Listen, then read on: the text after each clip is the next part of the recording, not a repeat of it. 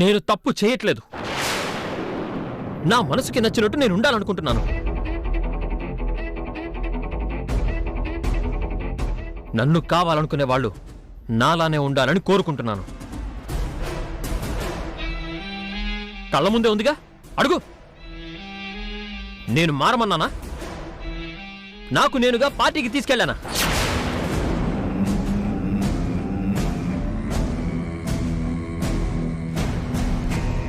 అయినా ఇప్పుడు మాత్రం ఏం మారింది, ఏం సాధించింది?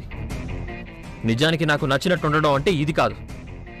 తను వేసుకోవాల్సింది ఈ డ్రెస్ కాదు. నేనేదైనా ఎక్స్ట్రీమ్ గానే ఆలోచిస్తాను. నేను జాలిపడి తనకి కంఫర్టబుల్ డ్రెస్ ఇచ్చాను. లేదంటే నా స్టైల్కి తగ్గట్టు తను 2 పీస్ డ్రెస్ వేసుకోవాలి.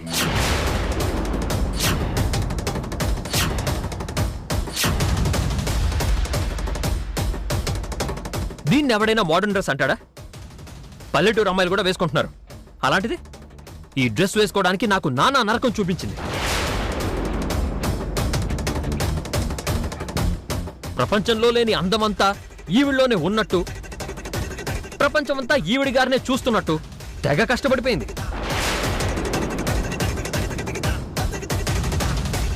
ఈవిడి గురించే నువ్వు నన్ను తప్పుపడుతున్నావు. ఏమన్నావమ్మా? నేను తన్నే అవమానించానా? 2 ఇంచెస్ హై హీల్స్ వేసుకొని 6 అడుగులు వేయలేదు సరికదా, గుంతలో వెళ్లే ట్రాక్టర్లా దొర్లుతూ వచ్చింది. అందరిలో నన్ను అవమానించింది. తను అబాస్పాలైపోయింది. చివరికి ఓడిపోయింది.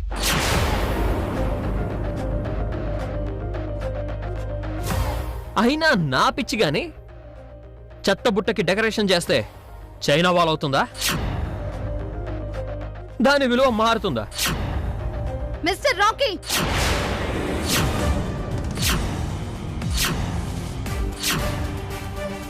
మాటలు మర్యాదగా రాణి.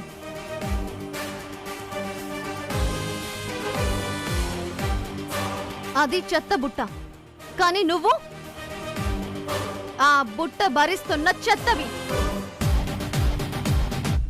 ఆ బుట్ట భరిస్తున్న మురికివి.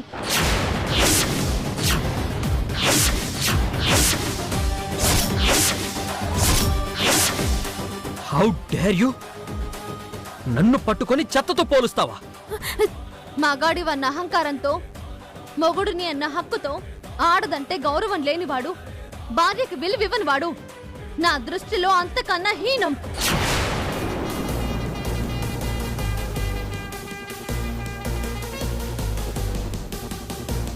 ఇది నా లైఫ్, నా ప్రాబ్లం. నువ్వెవరు మాట్లాడడానికి? నీకేం రైట్ ఉంది? లుక్, నిన్నటి దాకా నీకంటూ ఒక లైఫ్ ఉంది, కానీ ఇప్పుడు నీ లైఫ్ లో లయ ఉంది. అది నీకు కనిపించట్లేదు కాబట్టి, దాన్ని మనిషిగా నువ్వు చూడట్లేదు కాబట్టి నేను మాట్లాడాల్సి వస్తుంది. బాగుందమ్మా నీ లాజిక్. రోలు పత్రం గొడవ పడుతుంటే రోకలొచ్చి నీతులు చెప్పినట్టు మధ్యలో నీ పెత్తనమేంటో.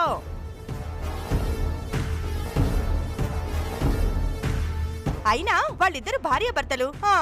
ఇంటి పెత్తనం కోసం వెనకాల గోతులు తీసే నీలాంటి వాళ్ళకి నా మాటలు నీతుల్లాగే కనిపిస్తాయి.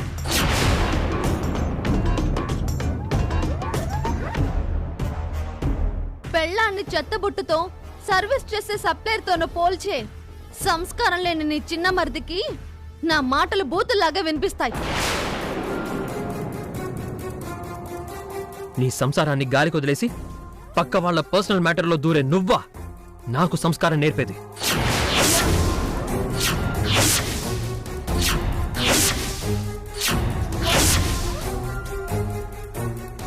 రాకీ, ఎవరితో ఏం మాట్లాడుతున్నావో తెలిసే మాట్లాడుతున్నావా? బాగా తెలుసు. భర్త అంటే అణిగిమణిగి ఉండాలి, మొగుడంటే మోకరిల్లాలి అని ప్రేమ పేరుతో భర్తని, జాగ్రత్త పేరుతో వాడి ఉనికిని గుప్పెట్లో పెట్టుకుని అనుమానాన్ని సెంటులా ఒంటికి కొట్టుకునే హాఫ్ బ్రెయిన్ ఉన్న మనిషితో మాట్లాడుతున్నానని నాకు బాగా తెలుసు.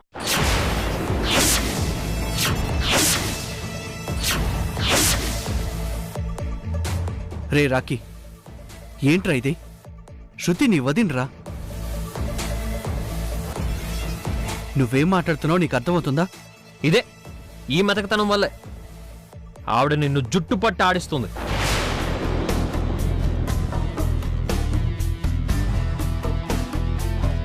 నువ్విలా చనువు ఇవ్వడం వల్లే నీకో విలువ లేకుండా పోయింది. పేరుకి పెద్ద డాక్టర్ అయినా పెళ్ళాం దగ్గర మాత్రం పిల్లివైపోయావు.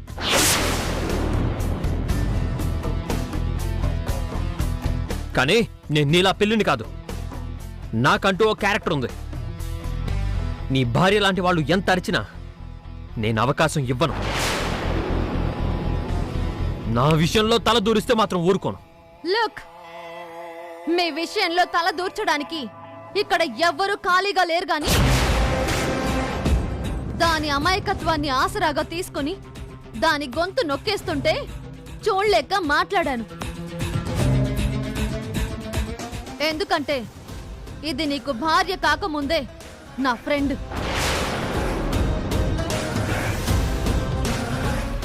ఏమన్నావు? నీకు క్యారెక్టర్ ఉందా?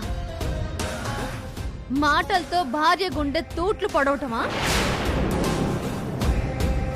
కట్టుకున్న దాని శరీరానికి 2 పీలికలేసి తన మానాన్ని ప్రపంచానికి చూపించాలనుకోవడమా క్యారెక్టర్ అంటే? ఆడదాని వ్యక్తిత్వాన్ని చంపేసి తనలో బలమైన నమ్మకాన్ని పాతేసి ఇష్టం లేని చోటుకి తీసుకెళ్లి 10 మందిలో ఎవడో తనని కామెంట్ చేస్తుంటే కనీసం కన్నెత్తి కూడా చూడని నువ్వు క్యారెక్టర్ గురించి మాట్లాడుతున్నావా? ఇలా ఆ పరిస్థితుల్లో ఎత్తి చూడ్డానికి అర్హత నీకు లేదు.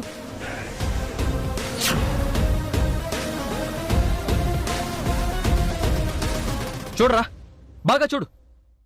నీ వదినరా అని గుర్తు చేసావు, కానీ ఏం మాట్లాడుతుందో చూడు. నీ భార్య పక్కన వాళ్ళ ప్రాబ్లమ్స్ లో దూరచ్చు గాని ఆవిడ గారిని మేమేం అనకూడదు. అనాలంటే మాకు అర్హత కావాలి. ఇలాంటి భార్యని ఏరుకోరి తెచ్చుకున్నందుకు సిగ్గుపడాలరా నువ్వు. రాకీ,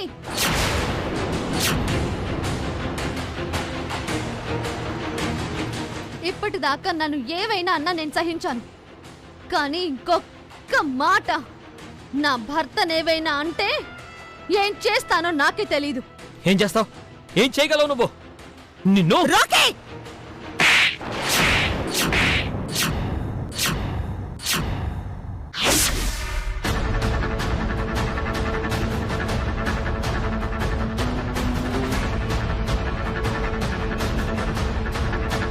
ఇంతలా ఎలా దిగజారిపోయావురా? ఇంత మూర్ఖంగా ఎలా ప్రవర్తించగలుగుతున్నావు? అమ్మా, తనేమందా?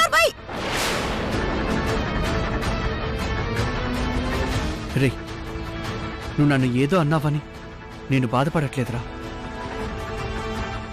కానీ రేపు అమ్మ పుట్టినరోజురా. ఇలా అమ్మతో కన్నీళ్లు పెట్టిస్తావా?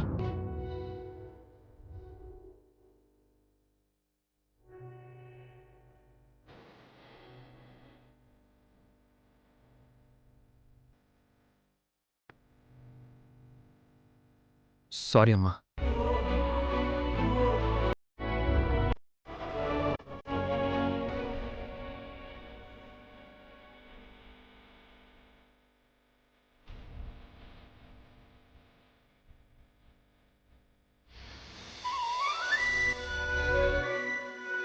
అమ్మా, ప్లీజ్ అమ్మా, ఈ గొడవ ఇంతటితో వదిలేద్దాం. మనసు పాడు చేసుకోకమ్మా.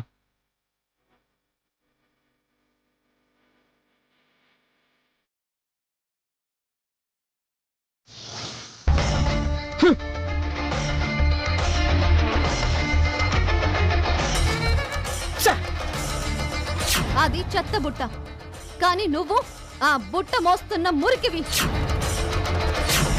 ఆడదంటే గౌరవం లేనివాడు, భార్యకి విలువివ్వనివాడు నా దృష్టిలో అంతకన్నా హీనం.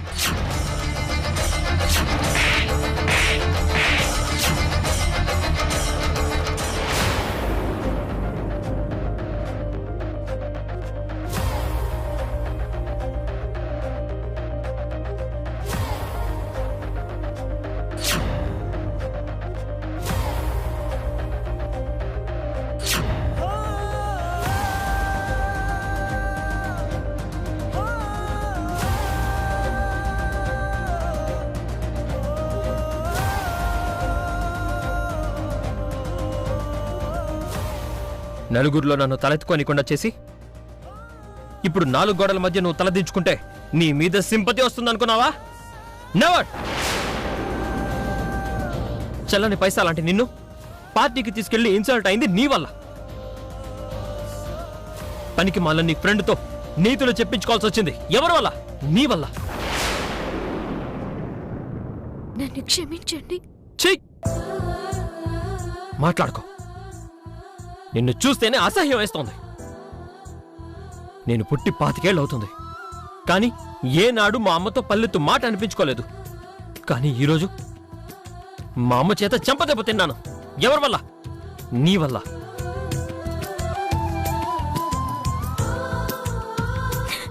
అవును, నా వల్లేనండి. అంతా నా వల్లే. మీ పరువు పోయింది నా వల్లే. మీరు తగ్గిపోయింది నా వల్లే. మీ అన్నయ్యకి ఎదురు చెప్పింది నా వల్లే. నా ఫ్రెండ్తో మాటలు పడింది కూడా నా వల్లే.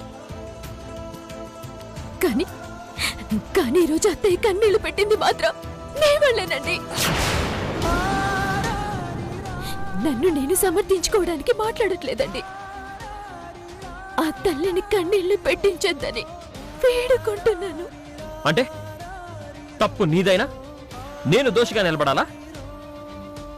మీకు దండం పెడతాను. తప్పు నాదే, ఒప్పుకుంటున్నాను.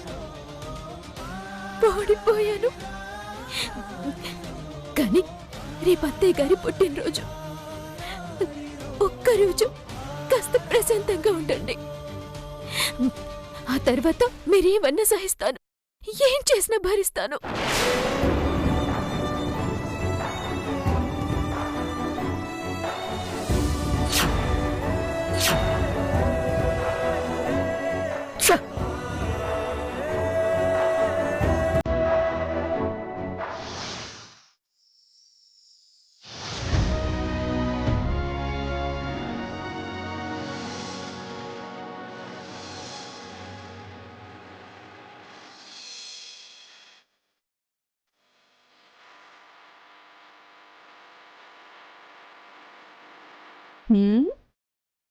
అబ్బో,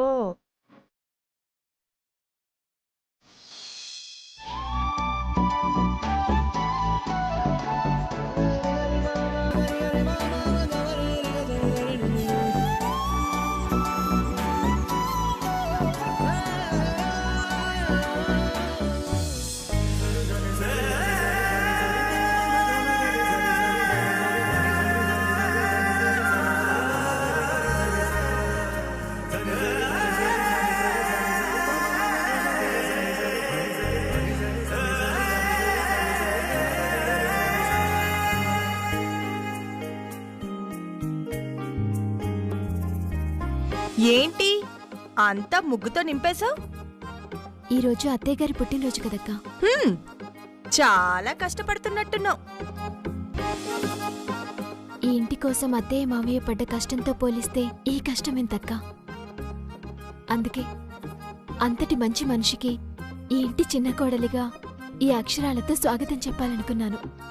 స్వాగతం పలకాలనుకున్నావా? మార్కులు కొట్టేయాలనుకున్నావా? ఏదో నిన్ను రాకీ ముందు కాస్త సపోర్ట్ చేసిందని ఇలా 4 రంగులు చల్లి జాలిగా చూస్తే ఇంప్రెస్ అయిపోయి నిన్ను ఎత్తుకొని నెత్తి మీద పెట్టుకుంటుందనుకుంటున్నావేమో. అది ఈ విజయ ఉండగా జరగదు. ఈ ఇంటికి సీనియర్ని, పైగా పెద్ద కోడల్ని. నువ్వు ఈ ఇంటికి ఎప్పటికీ పెద్దదానివే అక్క. నీ తర్వాతే మేమంతా. తర్వాత కాదు, చాలా చాలా తర్వాత. అయినా ముగ్గు వేస్తే అత్తయ్య, పెగ్గు పోస్తే మావయ్య పడిపోయి ఇంప్రెస్ అవ్వరమ్మా. వాళ్ళ వయసుకి వాళ్ళ తాహతికి తగిన బహుమతి ఇవ్వాలి. అది నీ వల్ల కాదు కదా, నీకంత సీన్ కూడా లేదుగా. కానీ నా వల్ల అవుతుంది. మా ఆయన ఊర్లో లేకపోయినా నేను ఆయన పర్మిషన్ లేకుండా 2 లక్షల నెక్లెస్ కొన్నాను అత్తయ్య గారి కోసం. ఎంతైనా సీనియర్ని కదా. మీ ఆయన నీ పక్కనే ఉన్నాడా? అంత సంపాదించినా నీకు నువ్వుగా ఒక్క బొట్టు బిల్లు కూడా కొనుక్కోలేని హక్కు లేని దానివి. ఇక అత్తయ్య గారికి 1000 రూపాయలు పెట్టి ఏం గిఫ్ట్ కొని ఇవ్వగలం? పాపం. చాలా సంతోషంగా ఉందక్క. ఎవ్వరేమి ఇవ్వకపోయినా, ఇచ్చే తాహత లేకపోయినా నువ్వు అత్తయ్య గారి మనసు అర్థం చేసుకున్నందుకు నిజంగా నీకు థ్యాంక్స్ చెప్పాలి. నువ్వు థ్యాంక్స్ చెప్పడం కాదు, అత్తయ్య మెడలో నెక్లెస్ వేసి ఇక నుండి ఈ ఇంటి పెత్తనం నా పెద్ద కోడలిదే అని అత్తయ్య నోటి చెప్పిస్తాను. అంతకన్నా కావాల్సిందేముందక్క? అన్ని బాధ్యతలు వదిలి ఇక అత్తయ్య గారు విశ్రాంతి తీసుకుంటారు. ఏంటి వేటకారమా?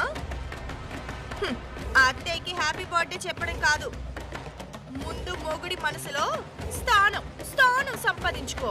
హ? హ.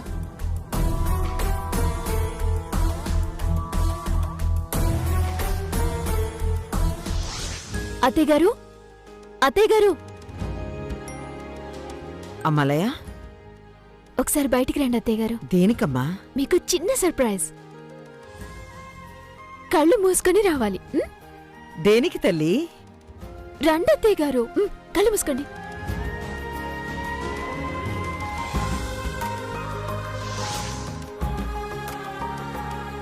నేను చెప్పేదాకా కళ్ళు తెరవకండి. ఏంటమ్మా? రండి చెప్తాను.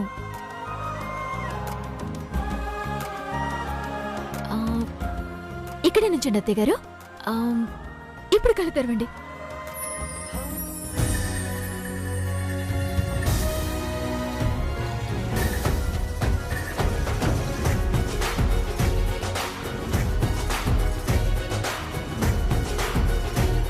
అత్తయ్య గారు, పుట్టినరోజు శుభాకాంక్షలు. నా మనసు నిండిపోయిందమ్మా. నా చిన్న కోడలే నా కన్న కూతురు అయినట్టుగా అనిపిస్తుంది.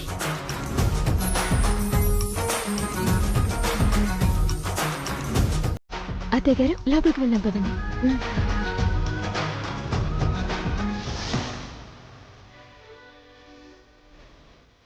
హ్యాపీస్ బర్త్డే అమ్మగారు. హ్యాపీ బర్త్డే టు యూ అత్తయ్య. నీ శుభాకాంక్షలు కూడా సూదుల్లానే ఉంటాయి సీనియరు. ఊరుకోండి అత్తయ్య, మీరు నన్ను మరీ పొగిడేస్తున్నారు. ఓ, మీకు అలా అర్థమైంది అమ్మగారు.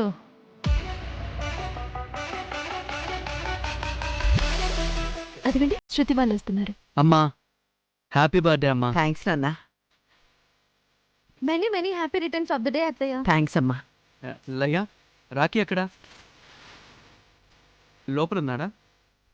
రాకీ, రే రాకీ.